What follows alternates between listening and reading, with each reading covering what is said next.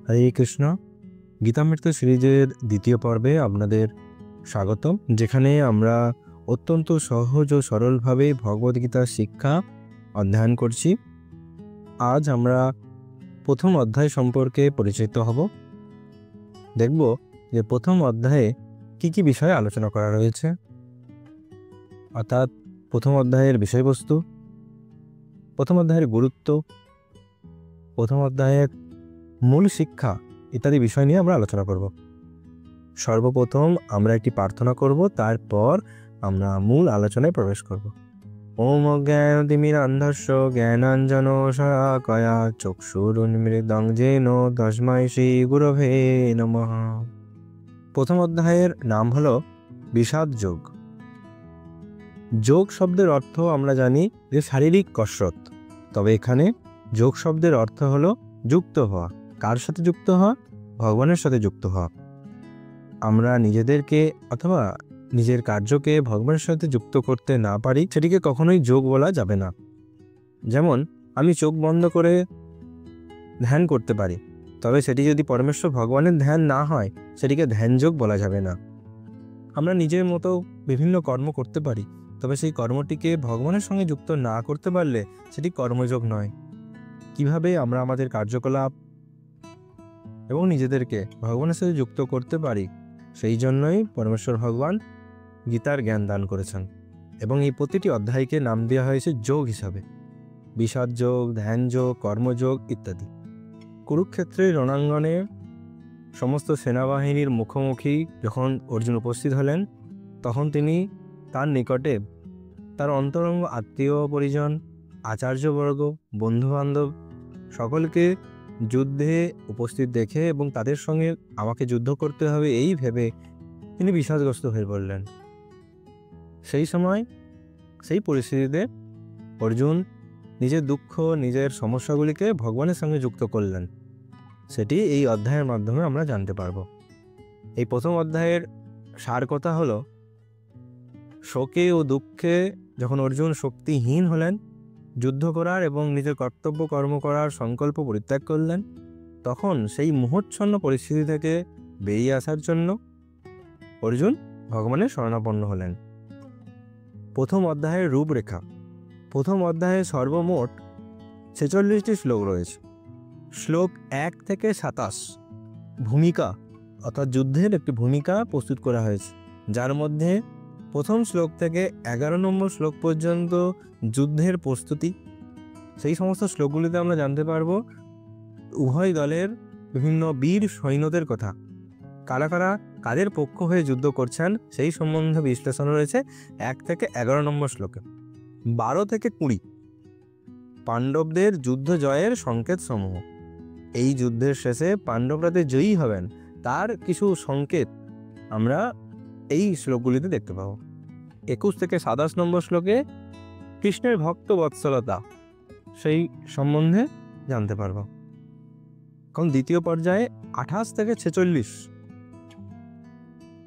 এই শ্লোকে বলা হয়েছে যুদ্ধ না করার জন্য অর্জুনের 5টি যুক্তি। অর্থাৎ অর্জুন যখন বিষাদগ্রস্ত, মোহগ্রস্ত হয়ে পড়লেন, তখন তিনি যুদ্ধ না করার সংকল্প করলেন, এবং সেই যুদ্ধটি তিনি কেন করবেন না সেই বিষয়ে বিভিন্ন কারণ তিনি ভগবানের কাছে উপস্থাপন করলেন। সেটি আমরা এই শ্লোকে দেখতে পাবো, যার মধ্যে 28 থেকে 30 নম্বর শ্লোকে প্রথম কারণ অর্জুন দেখেছিলেন করুণা। যে কোনো যুদ্ধের পরিণতি হচ্ছে হত্যাকাণ্ড, সেখানে উভয় পক্ষের সৈন্যর হত্যা হয়। তাই স্বাভাবিকভাবেই অর্জুনের মনে করুণার উদয় হয়েছিল যে এই পরিস্থিতিতে তিনি কিভাবে যুদ্ধ করবেন, যেখানে ফলাফলই হচ্ছে হত্যা। 31 থেকে 35 নম্বর শ্লোকে অর্জুন তার দ্বিতীয় কারণ, যুদ্ধ না করার দ্বিতীয় কারণ প্রদর্শন করেছিলেন, যেটি হলো উপভোগ। অর্থাৎ অর্জুন যদি যুদ্ধে জয়ী হয় তাহলে সে রাজ্য সুখ ভোগ করবে, কিন্তু অর্জুন বলছেন যুদ্ধে যদি সবাই আমার আত্মীয় স্বজনরা নিহত হয়, আমি কার সঙ্গে সেইগুলো ভোগ করব? অর্থাৎ আমরাও যদি দেখি, আমরা যে কঠোর পরিশ্রম করছি, কঠোর পরিশ্রম করে অর্থ উপার্জন করছি ভালো থাকার জন্য, কিন্তু সেটি কার সঙ্গে? একা একা নয়, পরিবারের সবাইকে নিয়ে। তো পরিবারের সবাই যদি আমার সঙ্গে না থাকে, তাহলে কি করে আমি সুখ ভোগ করতে পারবো? সেই বিষয়টি অর্জুন বলছেন, যুদ্ধে জয়ী হয়ে যে রাজ্য সুখ ভোগ করবো, কিন্তু কার সঙ্গে করব? কেউ তো বেঁচে থাকবে না। শ্লোক 36 থেকে 38, সেখানে অর্জুন তার যুদ্ধ না করার তৃতীয় কারণ প্রদর্শন করে বলছেন পাপের ভয়। অর্থাৎ অর্জুন বলছেন যে কোনো হত্যাকাণ্ডে বা হত্যা করলে পাপ হয়, সেই পাপের কারণে আমাদের আজীবন কাল নরক যন্ত্রণা ভোগ করতে হবে। তাহলে যুদ্ধ করলে, যুদ্ধে জয়ী হলে সুখ ভোগ করব, কিন্তু আত্মীয় স্বজনের কেউ থাকবে না। আবার হত্যা করার ফলে আমাকে নরক যন্ত্রণা ভোগ করতে হবে। শ্লোক 39 থেকে 43, এখানে অর্জুন তার যুদ্ধ না করার চতুর্থ কারণ দেখিয়ে তিনি বলছেন যে এর ফলে, এই যুদ্ধের ফলে কি হবে, পারিবারিক সংস্কৃতি নষ্ট হবে।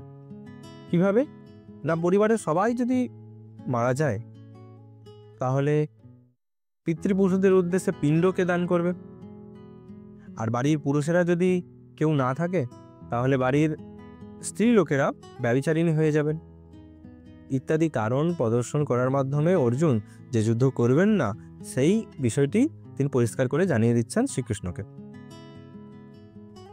এর পরবর্তীতে 5 নম্বর কারণটি দ্বিতীয় অধ্যায়ের 6 নম্বর শ্লোকে অর্জুন প্রদান করেছেন, যেটি সিদ্ধান্তহীনতা। অর্থাৎ আমার ক্ষত্রিয় হিসাবে যুদ্ধ করা উচিত, আবার যে কারণগুলি তিনি বললেন যুদ্ধ না করার জন্য সেগুলিও রয়েছে, তাই যুদ্ধ করবেন কি করবেন না তিনি সিদ্ধান্ত নিতে পারছেন না, কিং কর্তব্য বিমূঢ় হয়ে পড়েছেন। এই অধ্যায়ের মূল শিক্ষা যদি আমরা দেখি তাহলে এখানে প্রধানত দুটি শিক্ষা আমরা দেখতে পাই। বা প্রথম হল ভগবানের দ্বারা সুরক্ষা প্রদান, সকল বাহ্যিক ও জাগতিক প্রতিকূল পরিস্থিতি সত্ত্বেও অন্তিমে বিজয় শরণাগত ভক্তের জন্যই সুনিশ্চিত, সেটি আমরা এই প্রথম অধ্যায় থেকে জানতে পারি। অর্জুনের কাছে বিভিন্ন সমস্যা, বিভিন্ন প্রতিকূল পরিস্থিতি তার সামনে উপস্থিত হয়েছে, কিন্তু অর্জুন যেহেতু ছিলেন ভগবানের শরণাগত, তাই জয় যে তারই হবে সেই বিষয়ে কোনো সন্দেহ এখানে নেই। আরেকটি শিক্ষা আমরা পাই, ভগবান তার ভক্তের ব্যক্তিগত সেবক। ভগবদ গীতার যে মূল চরিত্র ভগবান শ্রীকৃষ্ণকে আমরা এই ভগবদ গীতায় কিভাবে দেখতে পাচ্ছি, ভক্তের সেবক হিসাবে। তিনি অর্জুনের রথের সারথি হিসাবে কাজ করছেন।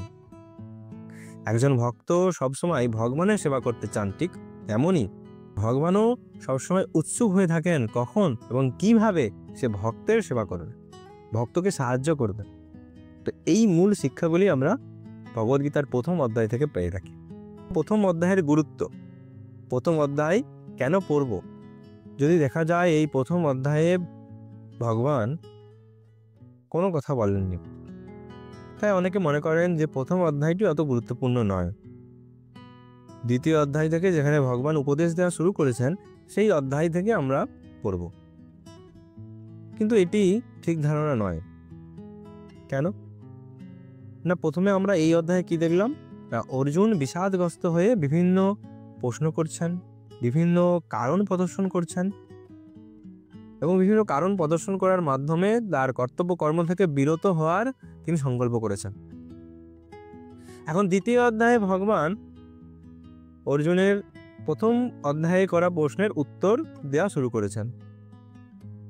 এখন যদি আমরা ঠিকভাবে অর্জুনের প্রশ্নগুলি না বুঝতে পারি, অর্জুনের পরিস্থিতি না বুঝতে পারি, অর্জুনের যে সমস্যা সেগুলি না বুঝতে পারি, তাহলে অর্জুনকে দেওয়া ভগবানের যে উত্তর সেগুলো কিভাবে ঠিকভাবে বুঝতে পারবো?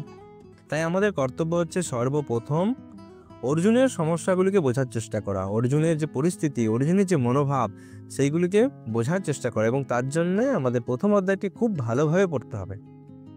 প্রথম অধ্যায়টি ভালোভাবে বুঝতে পারার পর অর্জুনের সমস্যাগুলির ভগবান কোন কোন সমাধান দিয়েছেন আমরা তখন ঠিকঠাকভাবে বুঝতে পারবো। আমরা যদি এইভাবে ভগবদ্গীতা বুঝতে পারি তাহলে আমরা আমাদের জীবনের সমস্ত সমস্যা, অন্যের জীবনের সমস্ত সমস্যা এই ভগবদ গীতার মাধ্যমে কিভাবে সমাধান করা যায় বুঝতে পারব। হরে কৃষ্ণ। আমরা পরবর্তী পর্বে প্রথম শ্লোকে প্রবেশ করব। আপনারা যদি আমাদের এই চ্যানেলের সঙ্গে যুক্ত হয়ে না থাকেন, যুক্ত হন, কমেন্ট করে জানাবেন আমাদের কেমন লাগছে এই পর্ব, কিভাবে বিশ্লেষণ করলে আপনাদের বুঝতে সুবিধা হবে বা কতটা আপনারা বুঝতে পারছেন সেটা কমেন্ট বক্সে জানাবেন, এবং অন্যদের সঙ্গেও এই ভিডিওটি শেয়ার করবেন যাতে তারাও ভগবদ্গীতার এই জ্ঞান অত্যন্ত সহজ ও সরলভাবে জানতে পারেন। হরে কৃষ্ণ। জগৎগুরু শ্রীল প্রভুপাদ কি জয়।